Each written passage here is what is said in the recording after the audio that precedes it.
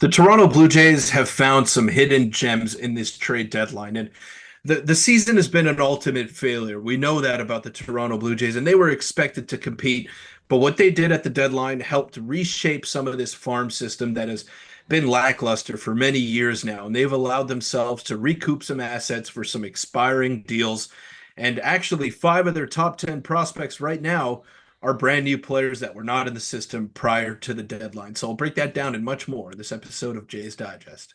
Welcome in everybody to Jays Digest. I'm your host Peter Vryonis, alongside host Nick Gosse. And Nick, we've all come to the conclusion that the deadline was a resounding success for the Toronto Blue Jays. We weren't sure how these players were going to pan out, but if you can get assets in return for expiring deals like Yusei Kikuchi, Justin Turner, Jimmy Garcia, you made out pretty well. And even though this season has been a failure and they weren't where they wanted to be standings wise, I think they've done a good job in kind of retooling the farm system to give themselves more options and more tough decisions to make in the next years that will follow. But a couple of guys that we want to focus on today have really caught our eye. And that's, of course, Trey Savage and Charles McAdoo, the player that they got in return for Isaiah Kiner-Falefa from the Pittsburgh Pirates. So a couple of exciting names have entered the top 10 prospects of the Blue Jays. Some very toolsy prospects as well, like Jonathan Clase, and they're headed in the right direction. Will we see Clase this year? My bet is probably yes. Will we see Jake Bloss this year, the headliner of the Kikuchi deal? Probably, maybe at some point. So there are some silver linings to take out of this miserable season that the Blue Jays have had.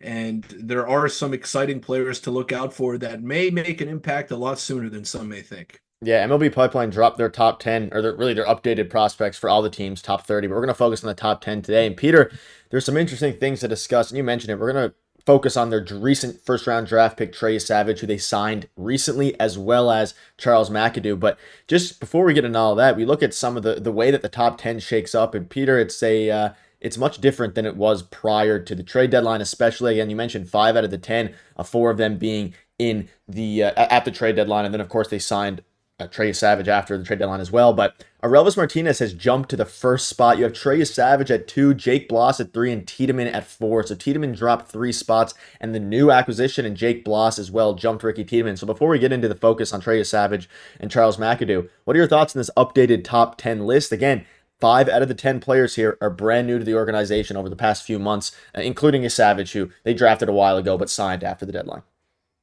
Yeah, and Savage was a great pick. He was not supposed to be available at 20 for the Blue Jays, and they ended up getting him there. And again, he's an advanced prospect. He's not some high school lottery ticket that they're taking in the first round. This is a guy who dominated college baseball for the majority of his career with the East Carolina Pirates. So I think he's definitely going to be a guy to look out for as soon as next season. We saw Paul Skeens make the jump after just playing over half a year in minor league baseball. I'm not comparing him to Paul Skeens, but he did have similar numbers at the collegiate level, and it was very impressive what he was able to do in a pretty decent conference as well. So I'm excited to see what Trey Savage can become. But as for some of the players that have entered the top 10 now for the Blue Jays, I mean, it looks vastly different than it did before the deadline. McAdoo was originally like the 14th prospect once he first came over. Yeah. Now he's moved into the top 9. Ricky Tiedemann was still at the top, and now he's number 4. And keep in mind, Tiedemann is a top 100 prospect. So you got to believe that Martinez, Savage, and Jake Bloss are probably going to be top 100 names as well. And maybe Tiedemann fell out of it because of the injury concerns and the The fact that potential's he's going there. to miss next season. Yeah, but the potential is definitely there. We know how electric his stuff can be when he's healthy. So I think that bodes well for the development of some of the other guys. And Arjun Amala as well is someone who has taken single A ball by storm. He's putting up really good numbers there. I know the batting average isn't too exciting, but the power is definitely there. And for an 18-year-old, the progression that we've seen out of him, definitely something to be excited about as a Blue Jay fan. So a lot of names that we're going to keep a close eye on in the next year or two or next 2, 3 years, but definitely they did well at this deadline. And I'm excited to see Jonathan Clase and Charles McAdoo and to see what they could become because they have really good tools. Maybe they're not all 5 tool prospects, but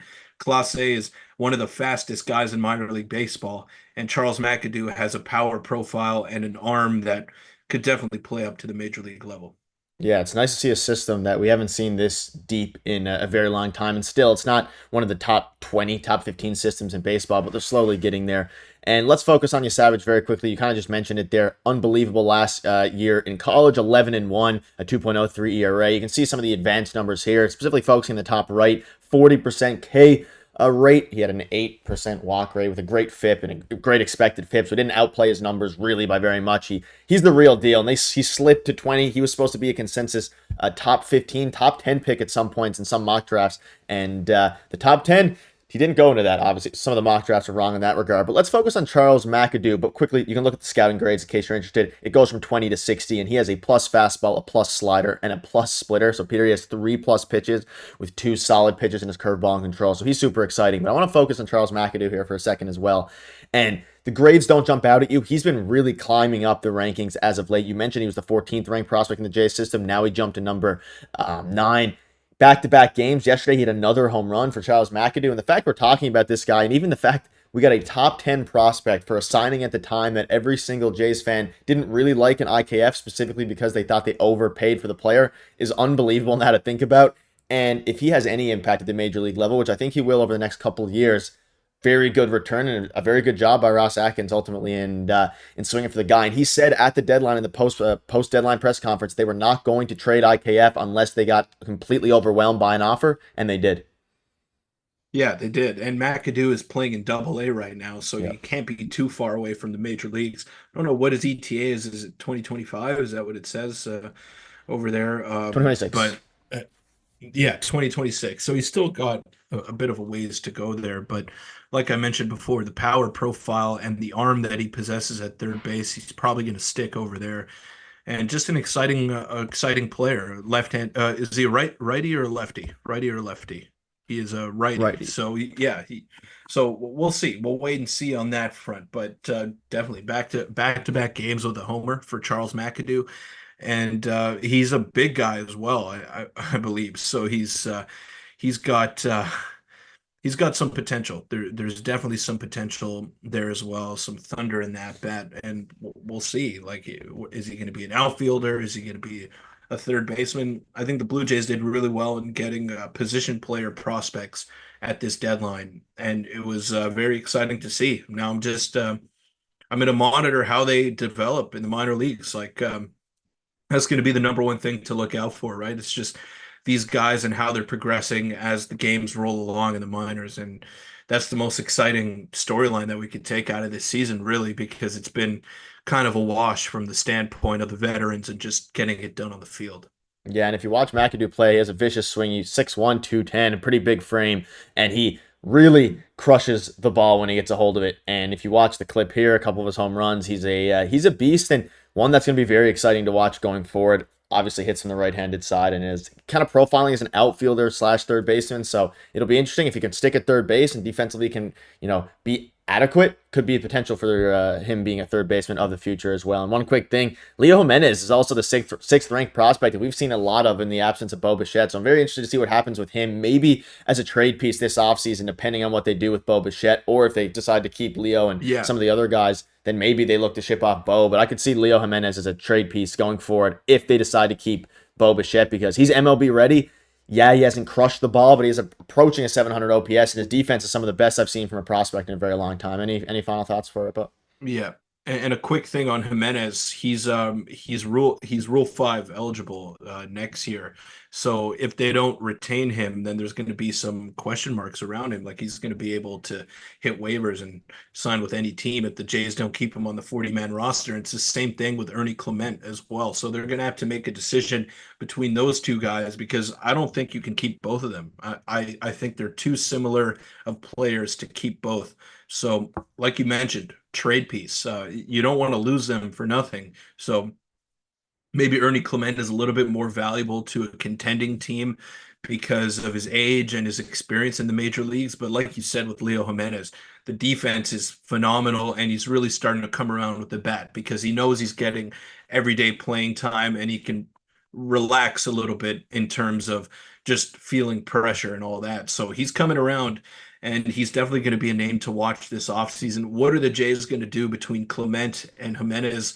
That's going to be a big question mark in the offseason. But I can guarantee you, Nick, that they won't be able to keep both of them because it just doesn't make sense for the roster. They're very similar players. They're not big power guys.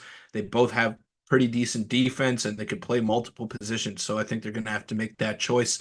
And I got to believe that they're going to want to stick with Jimenez just because of the age and his developmental curve that he's on right now. Yeah, they're going to have a lot of decisions to make. David Schneider's another guy, and there's just going to be a lot of conversations to have. But for now, we can keep enjoying the Vladimir Guerrero Jr. show as he carries the Jays to a sweep yesterday. But that'll wrap it up. See you guys tomorrow.